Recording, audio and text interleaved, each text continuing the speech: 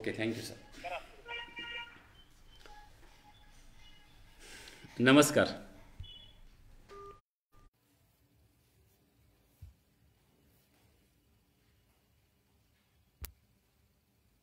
नमस्कार.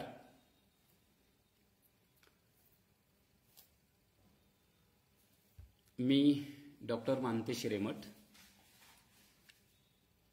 देशभक्त आनंदराव बळवंतराव नाईक महाविद्यालय चिखली या ठिकाणी मराठी विभागामध्ये सहयोगी प्राध्यापक या पदावरती कार्यरत आहे. अगदी 8-10 दिवसापूर्वी मुंबई विद्यापीठातील मराठी विभागाचे प्राध्यापक डॉक्टर सखाराम डाकोरे सर यांचा फोन आला.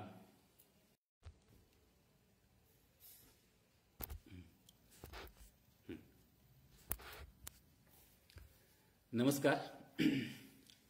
या टेक्निकली बाबी मला थोड्याशा कमी माहीत असल्यामुळे हा सगळा थोडासा गोंधळ झालेला आहे. मी स्वतः आणि संयोजकांच्या वतीने सुद्धा या फेसबुक लाईव्ह पेजवरती हा कार्यक्रम ऐकत असलेल्या सर्व बांधवांच्या समोर थोडासा विलंब झाल्याबद्दल मी दिलगिरी व्यक्त करतो. आणि आजच्या डॉक्टर सखाराम डाकोरे हे जे उलगुलान नावाचं फेसबुक पेज लाईव्ह चालवतात आणि जवळजवळ हे 92वे व्याख्यान या फेसबुक लाईव्ह पेजच्या माध्यमातून मला देण्याची संधी डॉक्टर सखाराम डाकोरे सर आणि त्यांच्या इतर संयोजक मंडळींनी दिली, त्याबद्दल सुरुवातीला मी त्यांना मनपूर्वक धन्यवाद देतो आणि आपणा सर्वांचं स्वागत करून मी माझ्या वक्तव्याला सुरुवात करतो आहे. सर्वांना मनपूर्वक पुन्हा एकदा नमस्कार. संत तुकोबाराय म्हणतात की आम्हा घरी धन शब्दांचीच रत्ने, शब्दांचीच शस्त्रे यत्ने करू, शब्दची आमुच्या जीवाचे जीवन, शब्दे वाटू धन जन लोका. हे शब्दांचं सामर्थ्य नंतर महात्मा फुले, छत्रपती शाहू महाराज, डॉक्टर बाबासाहेब आंबेडकर, क्रांतिमाता सावित्री ज्योती फुले ते गाडगेबाबांच्या पर्यंत या सर्व पुरोगामी विचारवंतांनी जाणलं आणि महाराष्ट्रामध्ये वर्षानुवर्ष परंपरागत रीतीनं ज्ञानापासून हा बहुजन समाज जो वंचित होता तो स्वातंत्र्याच्या आगेमागे या शिक्षणाच्या प्रवाहामध्ये आला आणि मग या बहुजन समाजाला, या बहुजन समाजातल्या नवशिक्षित तरुण पिढीला काही प्रश्न पडायला लागले आणि मग स्वतःची अस्मिता शोधण्यासाठी, स्वतःच्या अस्तित्वाचा शोध घेण्यासाठी ही सर्व तरुण मंडळी शिकायला लागली आणि मग स्वातंत्र्याच्या नंतर आपल्याकडं मराठी साहित्यामध्ये विविध प्रवाह निर्माण झाले. मग ग्रामीण साहित्याचा प्रवाह असो, दलित साहित्याचा प्रवाह असो, स्त्रीवादी साहित्याचा प्रवाह असो किंवा आदिवासी साहित्याचा प्रवाह असो. या आदिवासी साहित्य प्रवाहाच्या अनुषंगाने बोलण्यासाठी निमंत्रितांनी मला संधी दिलेली आहे. 1947 ते 1975 हा काळ आदिवासी काव्याचा प्रारंभ काळ म्हणता येऊ शकेल. आणि या अगोदरच्या काळाचा जर आपण विचार केला तर या काळामध्ये आदिवासी साहित्य मुबलक प्रमाणामध्ये उपलब्ध नव्हतं, किंबहुना ते लिखित स्वरूपामध्ये उपलब्ध नव्हतं. लोकगीतांची मौखिक परंपरा जी आहे ती स्वातंत्र्याच्या पूर्वीच्या काळामध्ये किंवा स्वातंत्र्यानंतर सुद्धा 70-75 च्या काळापर्यंत ही मौखिक परंपरा खूप चांगल्या रीतीनं आपल्याकडं चालत आलेली होती. पण 1947 ते 75 हा काळ आपण जर लक्षात घेतला तर आदिवासी काव्याचा प्रारंभ काळ या कालखंडाला आपल्याला म्हणता येऊ शकेल. आदिवासींचे क्रांतिकाव्य जन्माला येण्यापूर्वीचा हा काळ आहे आणि या काळामध्ये मी खरं तर या माझ्या व्याख्यानामध्ये, वक्तव्यामध्ये अतिशय स्थूल स्वरूपामध्ये अशी मांडणी करत जाणार आहे. कारण एकूण आदिवासी कवितेचं स्वरूप पाहत असताना एकट्या दुकट्या कवीवरती आपण जोर दिला तर फक्त एकेका कवीवरती सुद्धा आपल्याला तासभर बोलता येऊ शकेल, पण आदिवासी काव्याचं स्वरूप आपल्या लक्षात येणार नाही. त्यामुळे काही ठळक नोंदी या प्रवाहाच्या निमित्तानं मी घेत जाणार आहे. आणि 1947 ते 75 या काळामध्ये सुरुवातीला आपल्याला महादेव गोपाळ कडू आणि गंगाराम जानू आवरी या नावांचा प्रामुख्याने उल्लेख करावा लागतो. आदिवासींची लोकगीते हे गंगाराम जानू आवरी यांचे पुस्तक 1957 साली प्रसिद्ध झाले. आदिवासींची गोड गाणी हा महादेव गोपाळ कडू यांचा लोकगीतांचा संग्रह सुद्धा याच दरम्यान प्रकाशित झालेला आपल्याला दिसून येतो. आदिवासी विचारवंत डॉक्टर गोविंद गारे आणि महादेव गोपाळ कडू यांनी आदिवासींची गोड गाणी नावाचा लोकगीतांचा संग्रह 1986 साली काढलेला आहे. डॉक्टर गोविंद गारे आणि श्री सुधीर जोग यांनी संपादित केलेला आदिवासी लोकगीते हा संग्रह 1983 साली लोकांच्या पुढे आलेला आहे. या काही ठळक अशा प्रकारच्या वाङ्मय कृती या 47 ते 75 या कालखंडामध्ये आपल्याला बघायला मिळतात. याबरोबरच आदिवासी संशोधन पत्रिका आणि हाकारा नावाची पत्रिका पुणे या मासिकामधून हे कार्य प्रकर्षाने पुढे आलेले आहे. ते आजपर्यंत सुरू असलेलं आपल्याला बघायला मिळतं. याबरोबरच या काळामध्ये काही बिगर आदिवासी अभ्यासकांनी किंवा लेखकांनी सुद्धा आदिवासी साहित्यामध्ये मोलाची घर बांधण्याचा प्रयत्न केलेला आहे. त्यामध्ये विशेषतः doctor Madhukar Wakode, doctor Selja Deogaonkar, doctor भाऊ मांडवकर, अनुताई वाघ, सरोजिनी बाभर, डॉक्टर प्रभाकर मांडे, प्राध्यापक माधव बावणे, कविता महाजन, सोपानदेव चौधरी, वामन चोरघडे, सुधीर जोग यासारख्या अनेक अभ्यासकांच्या नावाचा आपल्याला आदरपूर्वक या ठिकाणी उल्लेख करावा लागतो. 1947 ते 75 या कालखंडात काही आदिवासी विचारवंतांनी स्वयंस्फूर्तीने वृत्तपत्रे आणि मासिके सुरू केली.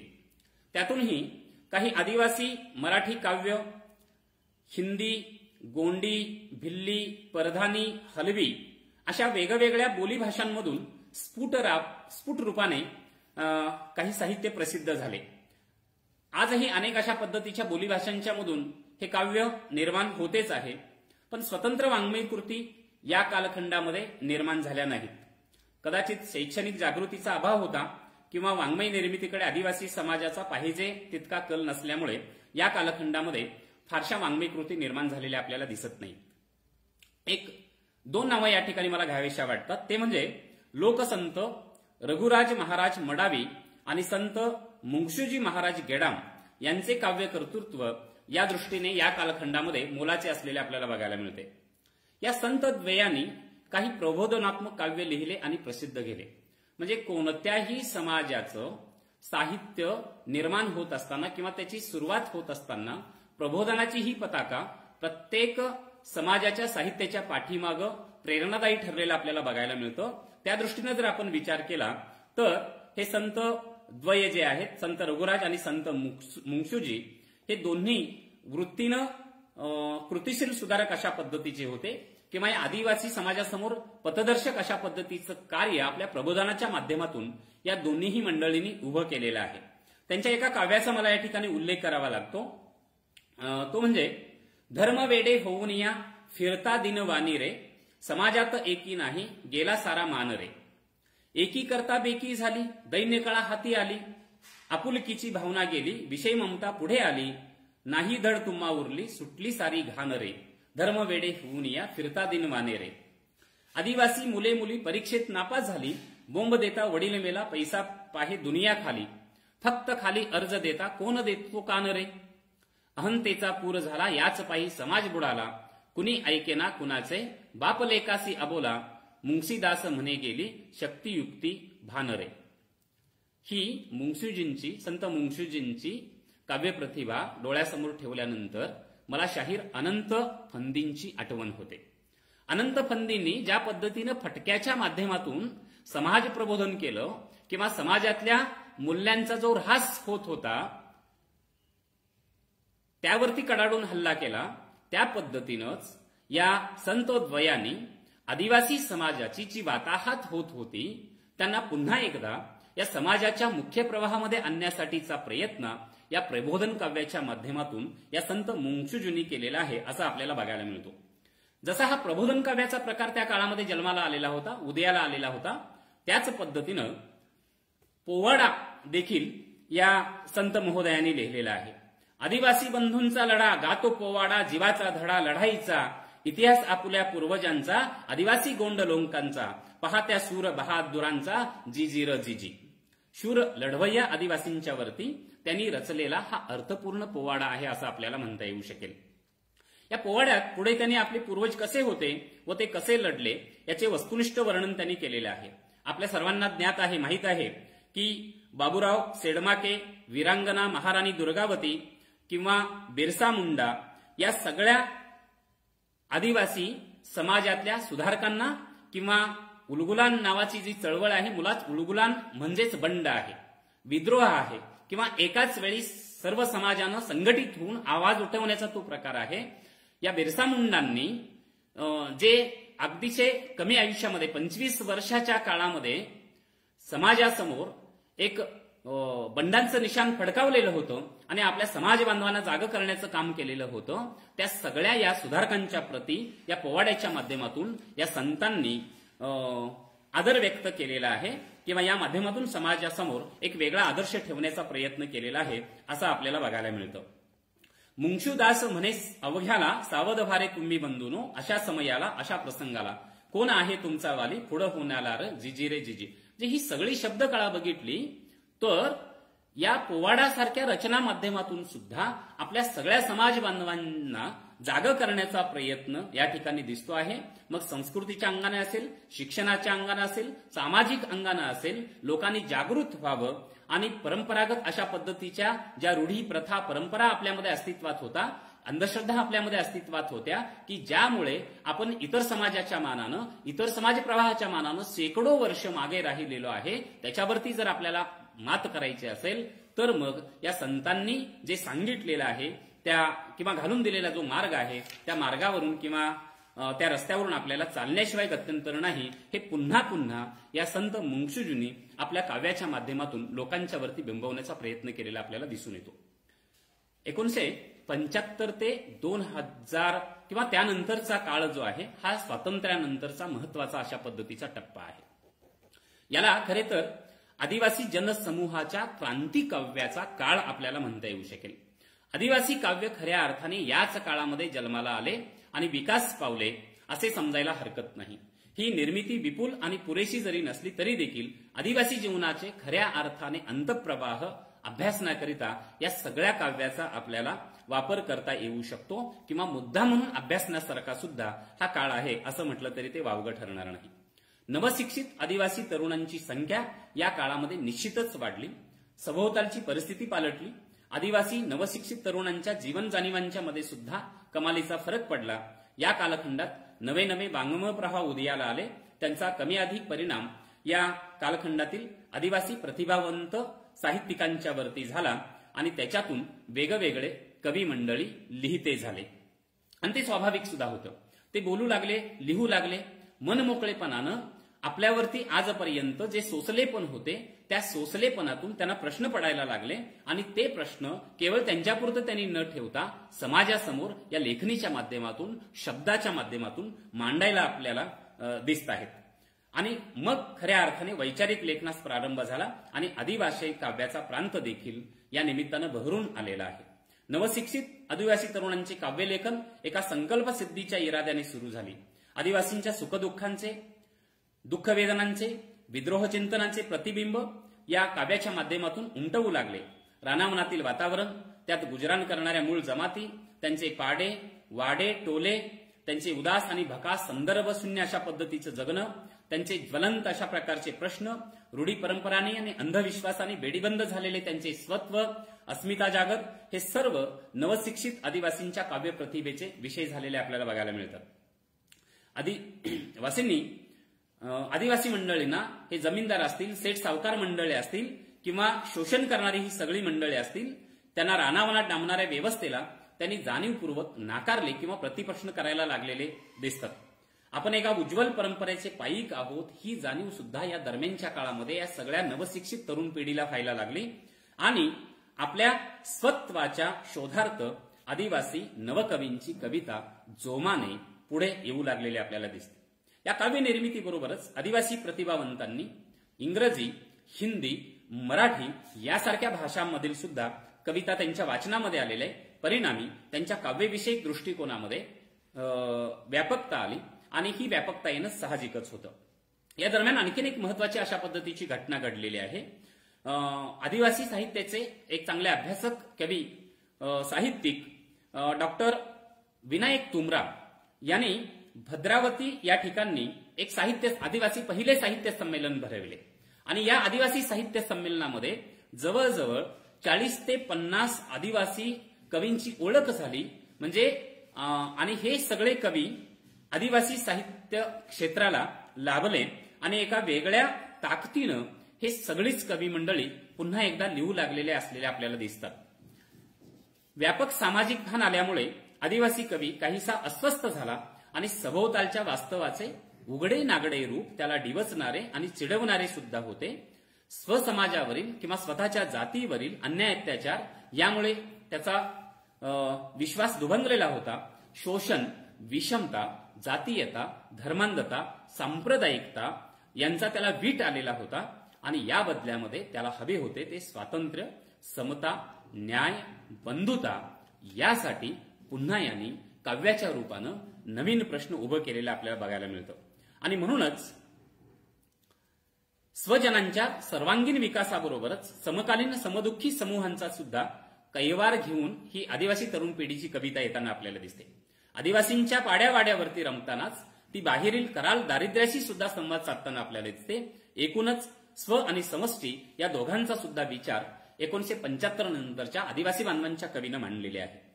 गोंडी, भिल्ली, मराठी, हलवी, परधानी अशा विविध आदिवासी भाषांच्या मधून ही कविता प्रकटली आहे. त्यामुळे नवे नवे अर्थवाही विपुल शब्द तिच्यात आढळतात. त्यांचा वापर करण्याचे किमान कसब आदिवासी कवींच्या जवळ निश्चितच आहे असं आपल्याला बघायला मिळतं. शब्द आणि अर्थ यांच्या नाविन्यामुळे आदिवासी कवितेची परिणामकारकता इतर प्रस्थापित व्यवस्थेला दखल पात्र झालेली बघायला मिळते. काही खटकणारे शब्द आणि शृंगार सुद्धा धारण केले. अनोळखी प्रतीके, अनोळख्या प्रतिमा, वेगवेगळे संकेत भाषा यांची वेधकता असल्यामुळे ही आदिवासींची कविता दरम्यानच्या काळामध्ये अतिशय दर्जेदार झालेली आपल्याला बघायला मिळते. प्रेमाचा प्रांत तिने वर्ज मानलेला नाही. थोडीफार भाषिक अडचण आणि भावनिक अतिरेक व आक्रमकता वगळता आदिवासी बांधवांचं काव्यदर्शन हे अत्यंत व्यापक, सर्वस्पर्शी, वस्तुनिष्ठ, संयत आणि वेधक अशा प्रकारचं आहे. या काव्य कर्तृत्वाचे धनी जंगल जिव्हाऱ्यातून आणि संघर्षातून घडत आलेले नवशिक्षित आदिवासी तरुण होते हे सुद्धा आवर्जून आपल्याला लक्षात घ्यावे लागते. यामध्ये विशेषतः डॉक्टर गोविंद गारे, वहारू सोनवणे, डॉक्टर विनायक तुमराव, भुजंगजी मेश्राम, व्यंकटेश आत्राम, सुखदेव बाबूजी उईके, सीसी राटवा, बाळ तिराणकर, डॉक्टर उत्तमराव धोंगडे, प्राध्यापक माधव सुरकुंडे, बाबाराव मडावी, प्रभू राजगोडकर, उषा किरम आत्राम, सौ संघजा मेश्राम, विठ्ठलसिंग धुर्वे, विनोद कुमार उईके, प्राध्यापक वामन सेळमाके, पुरुषोत्तम सेडमाके, पीडी आत्राम, लसू राजगडकर, दशरथ माढावी, दामोदर इळपाते, सुभाष आडे, सुरेश धनवे, अमित गिरडकर, सोपान सुरकुले, एस टी माढावी, रवी कुरसुंगे, गोविंद गायकी, दादाराव डोलारकर अशा अनेक कवींचा प्रामुख्याने उल्लेख करावा लागतो. आणि यानंतरच्या पिढीमध्ये अजून काही कवींची भर पडलेली आहे. त्याच्यामध्ये आपल्याला सौ कुसुम आलाम आहेत, सुनील कुमरे आहेत, कविता आत्राम आहेत, कृष्णकुमार चांदेकर आहेत, ब्रह्मानंद मडवी आहेत. आत्ता कालच ज्यांचं निधन झालं ते पितांबर कोडापे आहेत, वसंत कुलसंगे आहेत, वसंत कनाके आहेत, राम चव्हाण आहेत, गोपाल आडे आहेत, कवडू आत्राम आहेत, पीजी कुमरा आहेत. या आणि यासारख्या इतर अनेक नावांची भर या 75 ते 80 नंतरच्या काळामध्ये आदिवासी काव्य प्रवाहामध्ये आपल्याला करावा लागतो. 1975 नंतरची जी कविता आहे ही स्वतंत्र अशा पद्धतीची वेगळ्या जाणीवेतून निर्माण झालेली कविता आहे. महाराष्ट्रातील आदिवासींचा पहिला वहिला प्रातिनिधिक काव्य संग्रह म्हणून 1982 मध्ये जो प्रसिद्ध झाला मोहोळ या नावाचा याचा आपल्याला उल्लेख करावा लागतो. दुसऱ्या आदिवासी साहित्य संमेलनात हा काव्यसंग्रह प्रसिद्ध झाला आणि जवळजवळ यामध्ये 33 कविता आहेत. वेगवेगळ्या कवींच्या आहेत. त्या सगळ्या कवींची पुन्हा मी नावं घेणार नाही किंवा नामोल्लेख करण्यामध्ये आपला वेळ बराचसा जाईल. ज्यांची कविता पुस्तक रूपाने प्रसिद्ध झालेली नाही अशा आदिवासी कवी कवयित्रींची यादी खूप मोठी आपल्याला सांगता येऊ शकते. विविध वृत्तपत्रांच्या माध्यमातून, मासिकांच्या माध्यमातून, त्रैमासिकांच्या माध्यमातून, विशेषकांच्या माध्यमातून हे सगळे प्रतिभावंत कवी लिहिते झालेले आहेत. आणखीन एक महत्वाचा विशेष या कवींचा नोंदवता लागतोय तो म्हणजे मराठी बरोबरच त्यांच्या स्थानिक भाषांच्या मध्ये हे सगळे कवी लिहिते झालेले आहेत. मग त्यामध्ये गोंडे आहे, भिल्ले आहे, डांगे आहे, हळबे आहे, कोरकू आहे, परधाने आहे, कोलामे आहे, अशा विविध भाषांच्या माध्यमातून त्यांनी आपल्या कविता वाचकांच्या समोर ठेवलेल्या आहे.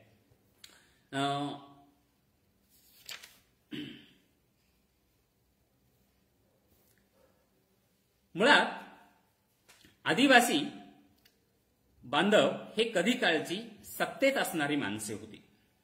जल, जंगल, जमीन यावर ते मूळ निवासी असल्या कारणानं त्यांचीच याच्यावरती सत्ता होती. सर्वांगीण संपन्नतेचे, सुबत्तेचे ते धनी होते.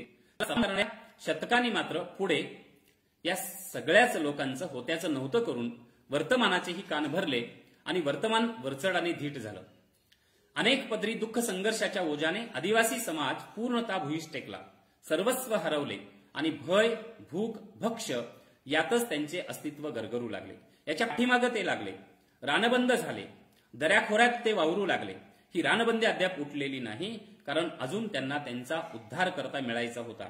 त्यांच्यातला नेता उभा राहायचा होता. ते उभे झाले आणि त्यांची नपुसक नेतृत्व म्हणून समाजाने हेळणा केली.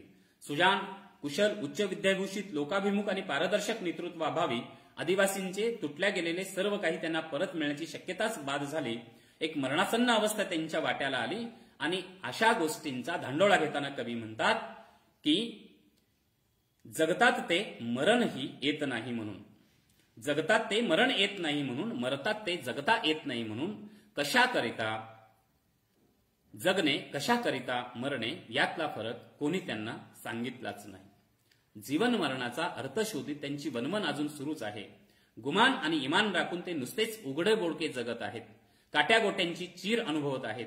त्यांच्या वाकलेल्या पाठीला झाड पाषाणांचाच तेवढा ओथंबा, त्यांची अवस्था व व्यवस्था या दोहोंनाही पुरून उरलेला मुजोर अवस अंधार त्यांच्या मन, बुद्धी आणि अस्तित्वाचाही द्रुत गतीने ताबा घेऊ लागला आहे. विस्थापित आणि विषण्ण आदिवासी कुठे, कसा आणि केव्हापासून जगत आहे याची मकरी मानसिकतेने कधीही आस्थापूर्ण दखल घेतली गेलेली नाही. वर्षानुवर्ष, हजारो वर्ष जीवन मरणाच्या शोधित अर्थ डोंगर दऱ्यातून, रानावनातून, झाडाझुडपातून, काटाकुट्यातून, थंडी आणि ऊन वाऱ्यातून एकसारखी वाट शोधित ते करीत आहेत भ्रमंती. मिळेल ते पोटात घालून, जमेल तिथे निवारा करून, कसे तरी कुठेतरी ते टेकत आहेत. तरीही अंतिम विजय त्यांचाच आहे असा दृढ विश्वास डॉक्टर गोविंद गारे यांनी व्यक्त केलेला आहे.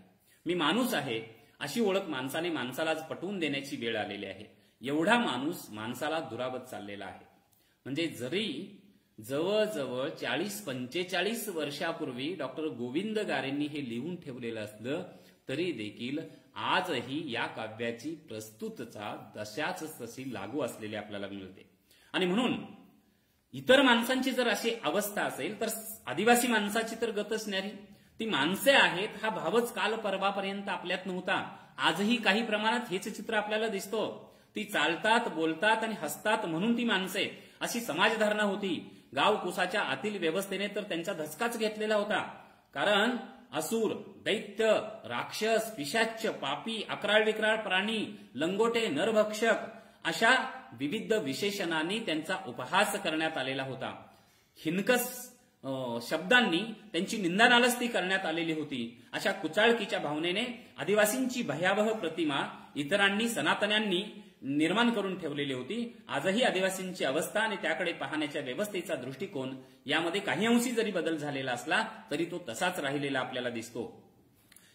कोलामांचे पोड, वारल्यांचे पाडे आणि गोडांचे टोले येथील खोपटा खोपटात अग्निप्रश्नांचा कलाप ठाण म्हणून बसलेला, त्यात अडकलेले क्लांत, मलूल जीव, गाडगी, मडकी, चिल्ली पिल्ली, चून, चक्की, कोंबडी, बकरी, वरी, नागली, चार चारोळी आणि मोह डोंबारी हीच त्यांची जिंदगी होती. तीच त्यांची खऱ्या अर्थाने दौलत होती. घरातल्या चाऱ्यासाठी, रानातल्या वाऱ्यासाठी अंगावर उन्हाचे प्रहार झेलत चालणारी ही माणसं, पायातलं रक्तबंधाळ होऊनही न थांबणारी, कवीने पाहिलेली, अनुभवलेली ही आजची माणसं कालच्या सारखीच आहेत. म्हणून ते म्हणतात, कळपाकळपाने चाललेली, काड्याकुड्या शरीराची, तेलकट काळ्या रंगाची, नागडी उघडी बोडकी करपलेल्या मुक्या चेहऱ्याची, पोट कपाटीला गेलेली, कवटीत डोळं अडकलेली, तोंड लोपून चाललेली, डोक्यावर मडकी गाडगी, अंगा खांद्यावर चिल्ली पिल्ली, धडपडत जगायला निघालेली अशी आदिवासी आपल्या बांधवांची जसं आहे तसं, जसं दिसतं तसं, जे पाहिलेलं आहे तशा पद्धतीनं हे चित्रण या कवितांच्या माध्यमातून या गोविंद गारेंनी केलेले आपल्याला बघायला मिळते. वारली ही महाराष्ट्रातील एक आदिवासी प्रमुख जमात आहे. रानावाऱ्यांची सळसळ, झरणांची खळखळ आणि डोंगरी सुळक्यांची निळाळी, कोहरांचा गंध गारवा आणि श्वापदांचा कुकारा हे त्यांच्यासाठी नित्याचेत. 20-25 गवती झोपड्यांचे त्यांचे पाडे, पोटासाठी दिवसभर राट तुडविणे आणि सणासुदीला भिंती रंगवून दमेपर्यंत फेर धरून धुंद नाच गाणे हेच त्यांच्या लेखचे जीवन आहे. तोच त्यांच्या जगण्याचा आधार आहे. तारपा, पावरी, ढाक, टिमकी, तूर, सनई या पारंपरिक वाद्यांच्या सहभागाने त्यांची मैफिल सजते, रंगते आणि त्यांच्या जीवनामध्ये आलेला जो दुःखाचा, दारिद्र्याच्या, विमंचनेचा, चिंतेचा जो पाडा आहे ते थोड्या वेळासाठी विसरून जातात. आणि अशा सगळ्या गोष्टींचं चित्रण सुद्धा या कवितांच्या माध्यमातून गोविंद गारेंनी केलेलं आहे असं बघायला मिळतं. यामध्ये आणखीन एक महत्वाचं अशा पद्धतीचं नाव दिसतं म्हणजे वहारू सोनवणे यांचं. हे साहित्य जगतातील एक सन्माननीय नाव आहे. गोधडच्या रूपाने व्यवस्थेसमोर किंवा साहित्यासमोर आलेलं हे महत्वपूर्ण अशा पद्धतीचं नाव आहे. भिल्ली व मराठी या दोन्ही भाषेतील कविता या गोधडमध्ये आपल्याला बघायला मिळतात. या काव्यसंग्रहाला कुसुमाग्रज प्रतिष्ठानचा कुसुमाग्रज काव्य पुरस्कार प्राप्त झाला. भिल्ल समाजातून शिकून सवरून पुढे आलेले सोनवणे केवळ कवीच नाही तर आदिवासींच्या चळवळीतील एक सक्रिय आणि सुजाण कार्यकर्ते सुद्धा आपल्याला म्हणावे लागतील. साधी सरळ जनभाषा हा वहारू सोनवणे यांच्या कवितेचा खास गुण आहे. आशयदृष्ट्या ही कविता अतिशय वरच्या दर्जाची आहे.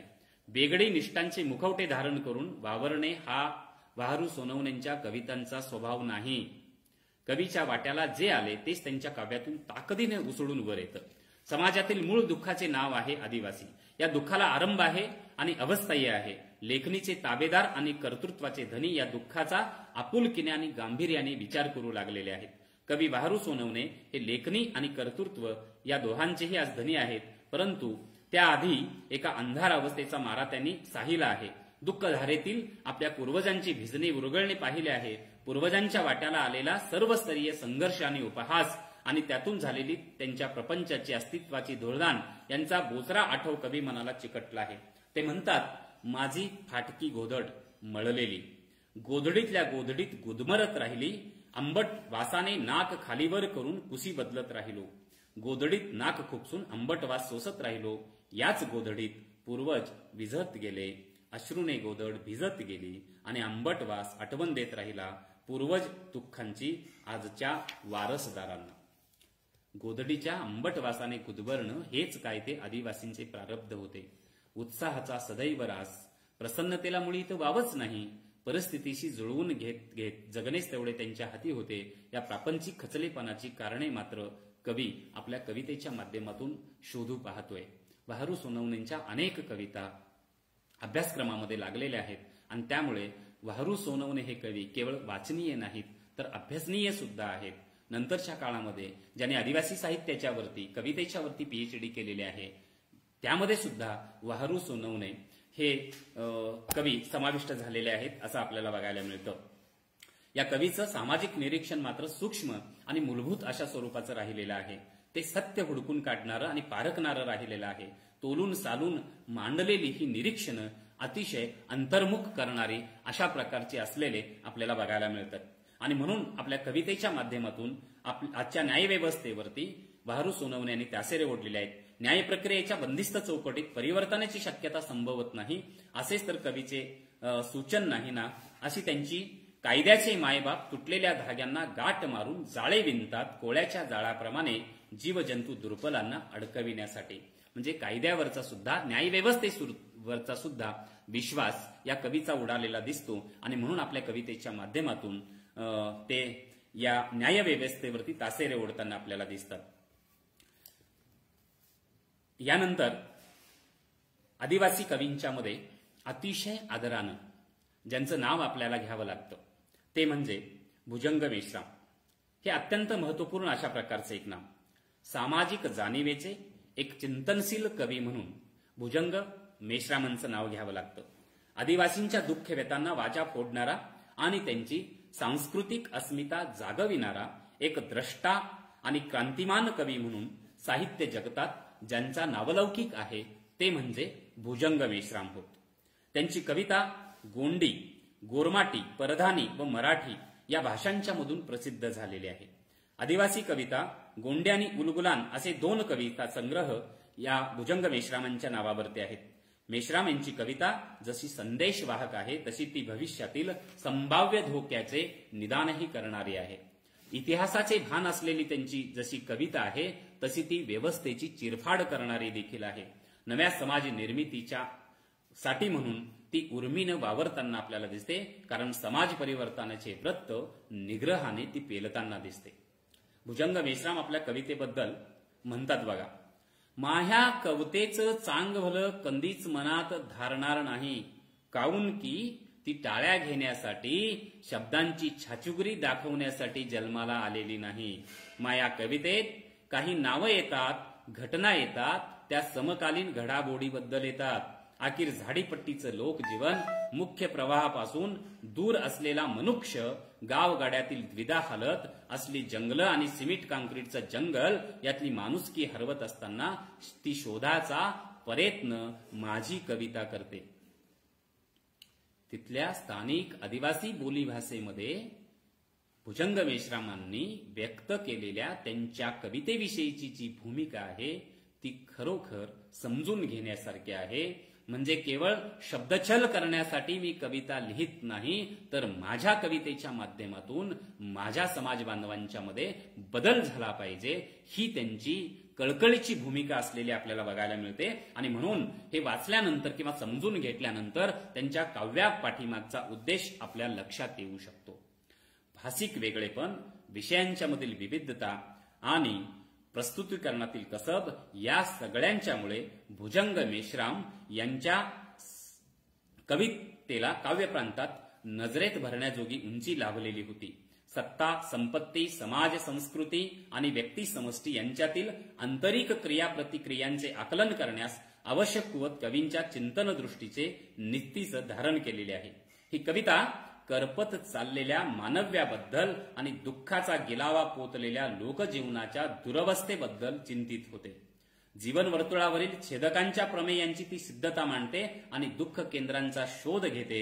समूहाच्या चेहऱ्यावरील नाममुद्रा त्याज्य ठरवून सकलांच्या कल्याणार्थ स्वच्या समर्पणाची तयारी सुद्धा दर्शविते.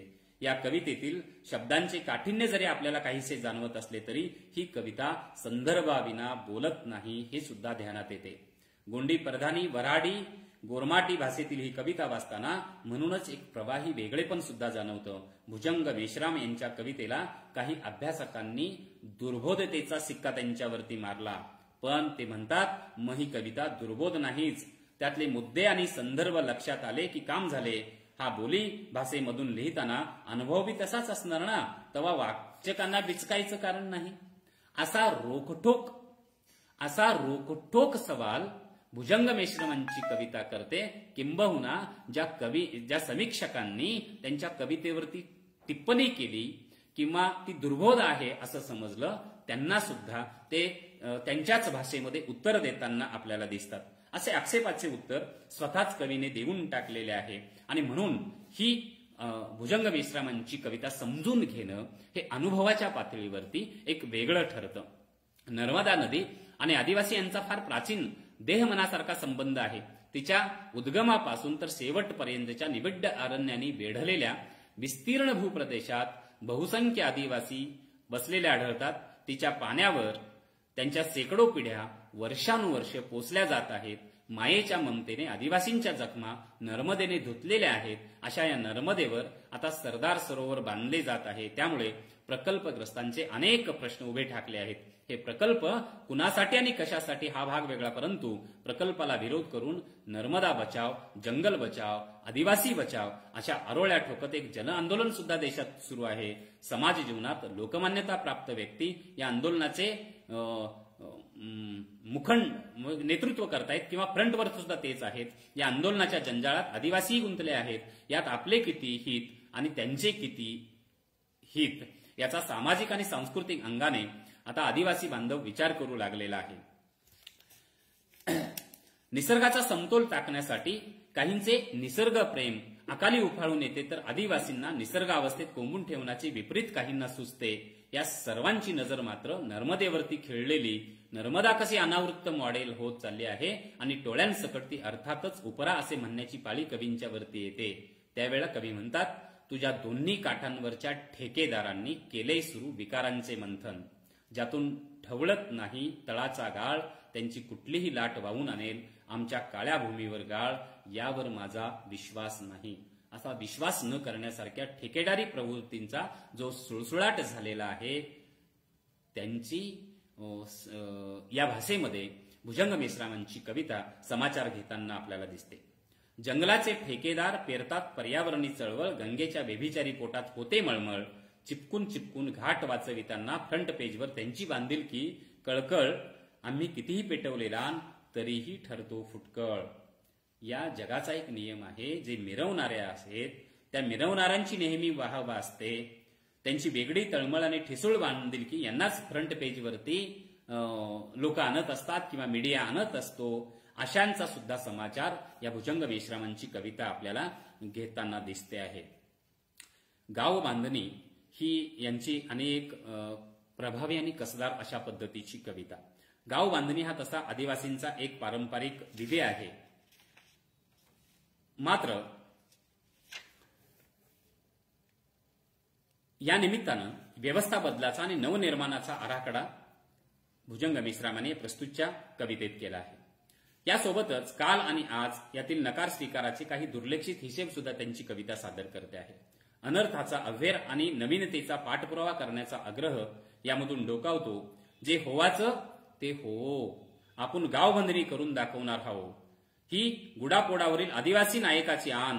गाव बांधणी म्हणजे एवढं शिकाचं हाय, व्यवस्थेच्या छाताडावर या आगा मोहळ्यावरनी बसाचं हाय. या निर्णायक उठावाच्या वाटेकडे त्यांची कविता सरकताना दिसते. गतकाळात प्रत्यक्ष जगलेल्या जीवनाचे हे निवेदन अस्वस्थ करणारे असले तरी मात्र बांधणीच्या टेमाला टोंगळ्यात मुंडी घालून बसू नका, यातून वैतागलेपणाची कात टाकण्यास सांगणारे हे कवी आपल्याला दिसतात. परंतु ऐन गाव बांधणीच्या मोक्यावर टपकलेल्या सरकारी लोकांचा तगादा मात्र कायमच येतो. ते येतात, नट्या खावटी तगाईचा बठोडा कराले, त्याला फिकर एवढी आपली की 100% सबसिडी, 8 एकच नाव बदलाचं वनवासी. आदिवासींनी आता स्वतःचे नाव बदलून वनवासी व्हावे या एकाच अटीवर 100% सबसिडी देण्याचे हे धोरण किती सूड प्रवृत्त आहे हेही भुजंग मेश्रामांची कविता दाखवून देते. गाव बांधणीच्या स्वप्नाला सुरुंग लावणारी ते एक मोहक फसवी भूमिका असते. आता या समूहाला हळूहळू कळू लागलेला आहे आणि त्यामुळे ह्या सगळ्या गोष्टी आपण सोडून दिल्या पाहिजेत आणि समता, बंधुता आणि एकी या गोष्टीशिवाय आपल्या प्रश्नांना आपण वाचा फोडू शकत नाही. हेही हळूहळू या बांधवांना आता कळू लागलेलं आहे असं आपल्याला दिसतं आहे. आणि म्हणून या सगळ्यांनी एकत्र येऊन उठावाच्या दिशेनं पुन्हा पेटून उठणं गरजेचं आहे असं कवीला वाटतं. ग्रँडफादर ही आफ्रिकेचे नेते नेल्सन मंडेला यांच्याशी संवाद साधणारी यांची एक महत्वपूर्ण अशा पद्धतीची कविता. या संवादातून सर्वसामान्यांसकट आदिवासींच्याही धगधगत्या यातनांची गाऱ्हाणी कानावर पडतात. आदिवासींना गुंगविणारी मिशनऱ्यांची धर्मांतर चळवळ, त्यांचा भूतदयावाद आणि त्यांच्या चेहऱ्यावरील बायबली भाव कविता हे आदिवासींना आता काही नवीन राहिलेले नाही. प्रारंभी बुचकळ्यात पडलेल्या आदिवासींच्या समूह मनाला आता चेव आलेला आहे. त्यांना त्यातला खरा चेहरा काय होतो हेही कळू लागलेलं आहे. तरीही कळत नकळत त्यांच्या जाळ्यात काही आदिवासी मंडळी अडकतात. तेच आले तेव्हा त्यांच्या हातात बायबल आणि आमच्या हातात जमीन होती. पण प्रार्थना करण्यास मिटलेले डोळे आसेने उघडताच त्यांच्या हातात जमीन होती आणि आमच्या हातात बायबल. म्हणजे उद्देश एक सांगितला पण त्याच्या पाठीमागची कळा वेगळीच होती. आणि म्हणून वसाहतवादी म्हणून आले आणि पुन्हा राज्यकर्ते बनले. हे पुन्हा एक वेळ आदिवासी बांधवांच्या बाबतीमध्ये खरं ठरलेलं आहे. आणि म्हणून पावशतक स्वतःशी बोलल्यावर ग्रँडफादर हाकारत भारतात येतात तेव्हा भुजंग मेश्रामांच्या सारखा एखादा जाणता आणि जागता कवी त्यांना काही सांगण्याचे सुचवण्याचे धाडस करतो, स्व आणि समष्टीबद्दल काही प्रश्न मांडतो. हा आशादायक प्रारंभ होतो. देशाला स्वातंत्र्य मिळून जवळजवळ 70 वर्ष झाली, पण आदिवासींच्यावरील अन्याय अत्याचार अजूनही थांबलेले नाहीत. जमीन जंगलापासून तर अब्रूपर्यंतची त्यांची लूटही सुरूच आहे. व्यवस्थेकडून त्यांचा पाणउतारा सुद्धा सतत सुरूच आहे. जुन्या कुजट संस्कारांच्या आधारकाठीने चाललेल्या या लोळ्या पांगळ्यांची ही दुनिया अपमान आणि उपहासाने ते कसे पिळून निघाले आहेत. श्रमवेदनांनी त्यांच्या समूह जीवनाचे कानेकोपरे कसे कोळपून गेले आहेत. आदिवासींच्या या दुरवस्थेने दुःखावलेला कवी धाडसाने विचारू लागतो, तुम्ही नायक आदिमांचे, तुम्हाला पाहायचे का आदिवासी भारत? या प्रश्नांच्या बुडाशी बरेच काही खदखदत असल्याचे आपल्याला जाणवते. ते म्हणतात बघा, प्रजासत्ताक नि स्वातंत्र्य दिनाला आदिमकला राजधानीत नाचते, त्यावेळी संस्कृती महालांमध्ये कॅबरे करते. तिची पालखी आणि आमची धिंड एकाच राजमार्गावरून मजा वाटते. हे जंगलाचे तुरुंग आता सर्वांनाच प्रिय. झाडांची रोज कत्तल होते म्हणून खांडव वन करता येत नाही, या वनवासाला नाकारता येत नाही. भारत भेटीत ग्रँडफादराला काय दाखवायचे आणि काय लपवायचे हेही आधीच ठरलेलं आहे. आजही ती परिस्थिती बदलेली नाही.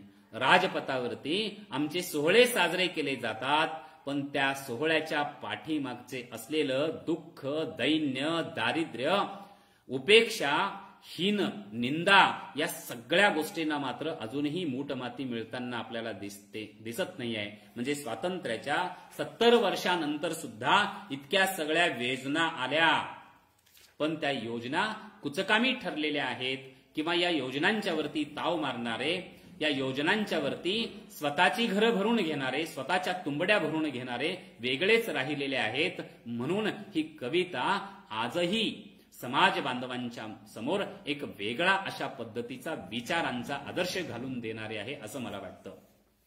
यानंतर एक महत्वाचं नाव येतं, ते म्हणजे डॉक्टर विनायक तुमराव.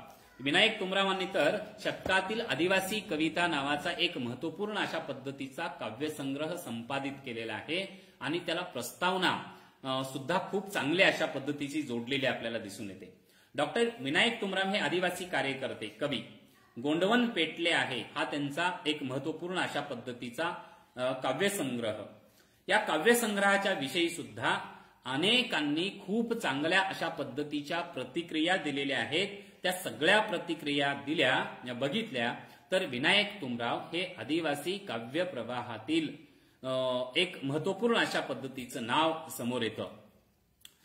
विनायक तुमराव यांच्या गोंडवन पेटले आहे या संग्रहातील प्रचलित व्यवस्थेच्या संदर्भात कवीचा एक प्रखर विरोध, एक विद्रोह प्रकट झाला आहे. तथापि दलित नायकापेक्षा आपले अस्तित्व भिन्नताही हा कवी व्यक्त करताना दिसतो. एका जेत्या संस्कृतीने आपल्या पहिल्या विजयोत्सवानंतर दुसऱ्या संस्कृतीची केलेली पिळवणूक आणि अवहेलना कवीचे अंतःकरण विदीर्ण करते. संस्कृतीची केलेली पिळवणूक आणि अवहेलना कवीचे अंतःकरण विदीर्ण करते. ही अन्यायाची जुलमी परंपरा व तिचे बळी ठरलेले प्राचीन युगातील कर्ण, एकलव्य इत्यादी शोषित कवीच्या चिंतनाचा विषय बनतात. त्यांच्या देहमनाशी कवीचे नाते जोडले जाते. त्यांची मूक वेदना कवीच्या शब्दातून आकारते. एकलव्याचा खुद्द गुरुकर्वीच झालेला क्रूर तेजोवध कवीला कवीच्या विद्रोहाचा कुळारंभ वाटतो. एकलव्याच्या एकाकी जीवनातील संघर्ष, त्याचा उदात्त त्याग कवीला बेभान करतो. त्या निषाद राजपुत्राचे आयुष्य साक्षात आदर्शासारखे कवीच्या मनावरती कोरले जाते आणि ओठातून संघर्षाच्या प्रतिभेचा दंश बाहेर पडतो. डॉक्टर आशा सावदेकर यांची ही प्रतिक्रिया आहे. अशा अनेक लोकांनी त्यांच्या काव्यावरती प्रतिक्रिया दिलेल्या आहेत. मग त्यामध्ये अक्षय कुमार काळे आहेत किंवा नार सेंडे आहेत. अशा अनेक समीक्षकांनी सुद्धा या डॉक्टर विनायक तुमराव यांच्या कवितांची दखल घेतलेली आपल्याला जाणवते. आणि म्हणून आर्य अनार्यांच्या दीर्घ आणि रक्तरंजित संघर्षानंतर अनार्य आदिवासींचे असंख्य थडगे उभे राहिले. एवढी अमानुष कत्तल आर्यांनी या भूमीत केलेली होती. आणि मूळ लोकांची कत्तल केल्यानंतर त्यावरील कवीची संवेदनशीलता जागी होते आणि त्याचा समाचार घेताना कवी म्हणतात बघा, अवसेच्या वादळी रात्री उन्हावलेल्या आभाळातील ढग चेतून मी सूर्यप्रांताकडे जाणारे रस्ते हुडकले तेव्हा अचानक मला माझ्या गणगोत्यांच्या थडग्यांचे गाव गवसले. आयुष्यातील चैत्यभूमीत स्वप्नांचे दिवे जाळत बसलेली आदिवासी माय, बाबूंच्या रांजणीला वेलीचा पाळणा बांधून बाळाला झोके देणारी अडाणी माय, रानभर वनवन करून बोर चारोळ्या मोह डोंबरी टेंभुरू वेचून ती विकायला बाजारहाटाला निघते. चकव्यांच्या फसव्या हालचाली आणि माईच्या घामाला कष्टाला मिळालेले मोल हे सारे अस्वस्थ करणारे अशा प्रकारचे वास्तव यांच्या कवितेतून उमटतं. तिचे वाळवंटी एकाकी पण उजेडाच्या हवाली करणारे शहाणपण तिला अद्याप भेटलेले नाही. या ठिकाणी विनायक तुमरावांची कविता काय म्हणते बघा. जमवलेल्या मोह चारोळ्यांचे टोपले डोक्यावर घेऊन ही माझी आदिवासी माय चालत येते त्या बाजाराच्या गर्दीत. केवळ सेरभर मिठासाठी 2 पायल्या चारोळ्या आणि छटाकपर जिरा हळदीसाठी पायलीभर मोह डोंबरी निष्कपट भावाने विकुळ मोकळी होते. आणि शोषकांचे उकळ पांढरे होते.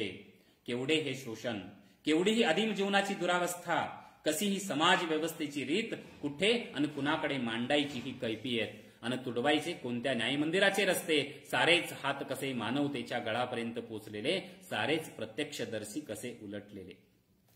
किती भयानक अशा प्रकारचं वास्तव तुमरावांची कविता मांडते. म्हणजे आजही फसवेगिरी ही शोषणगिरी थांबलेली नाही.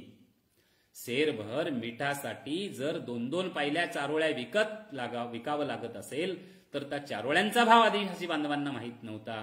कारण मीठ हे जेवणातला एक महत्वाचा घटक आहे, त्याशिवाय चव येत नाही. म्हणून सेरभर मिठासाठी पायली 2 पायली चारोळ्या विकणारी ही आदिवासी माय आणि तिचं झालेलं शोषण हे केवळ प्रातिनिधिक स्वरूपाचं आहे. याच्या पाठीमागचं चाललेलं शोषण हे महाभयंकर अशा स्वरूपाचं आहे. आणि म्हणून त्या शोषणाचा पाढा तुमरावांची कविता काव्याच्या माध्यमातून वाचताना आपल्याला दिसते आहे.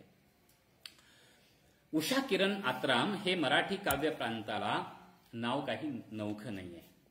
लेखन आणि समाजकार्य या दोन्ही पातळ्या नेट्याने सांभाळणारी एक कवयित्री आणि सामाजिक कार्यकर्ती म्हणून उषा किरण आत्राम आपल्याला परिचित आहेत. 1997 साली त्यांचा मोहरकी हा 51 कवितांचा काव्यसंग्रह वाचकांच्या पुढे आला. या संग्रहाला मधुकर केचे काव्य पुरस्कार मिळालेला आहे. या अगोदर त्यांची कविता विविध दर्जेदार मासिकामध्ये, वृत्तपत्रांच्या मधून, त्रैमासिकांच्या मधून, स्मरणिकांच्या मधून प्रकाशित झालेली होती.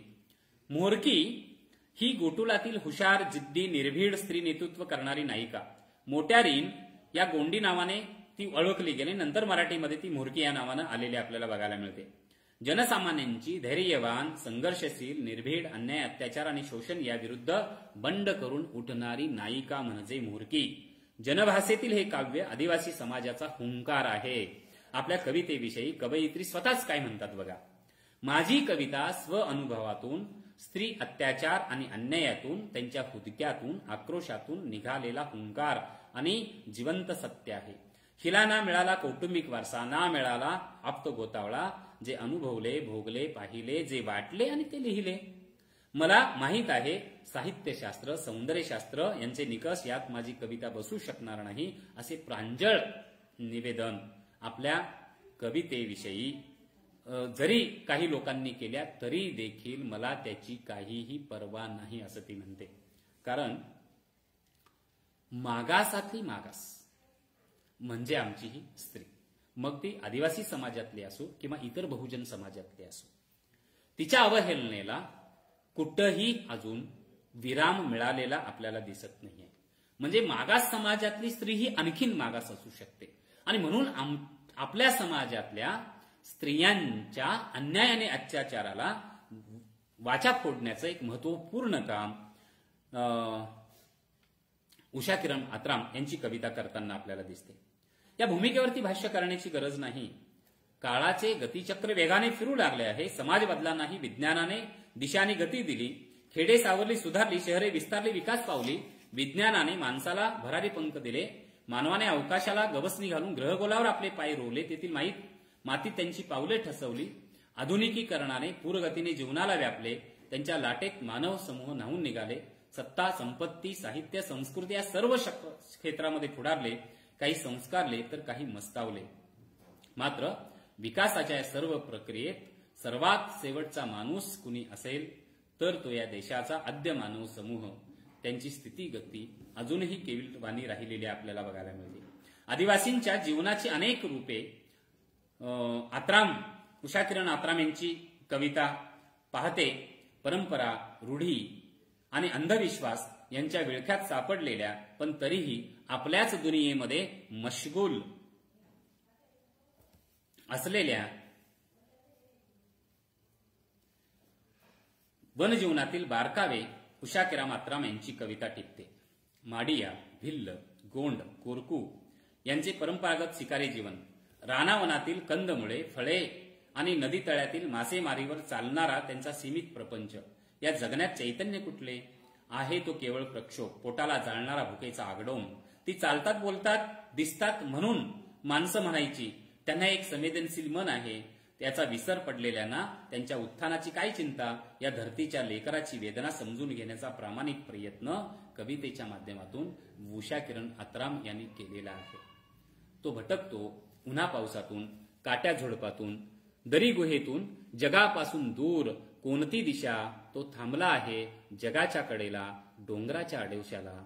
वल्कलाने अब्रू झाकून, चिरुटाचा झुरका देत, तीरकमटा गुल्याल घेऊन, झाडीतून पानापानातून रोखून नजर, शोधित ईर्षेनं पाखर. असे आजही आदिवासी माणसाच्या जगण्याचं चित्रण उषाकिरण आत्रामांची कविता मांडते. दिवसभराच्या काबाड कष्टानंतर आलेला सील घालवण्यासाठी तो स्वतःला विसरून ढोलाच्या तालावरती फेर धरून नाचतो. आदिवासी जीवनाचा पदरी आलेला हा अनुभव आत्राम यांनी झुंजार शब्द केलेला आहे. त्या म्हणतात,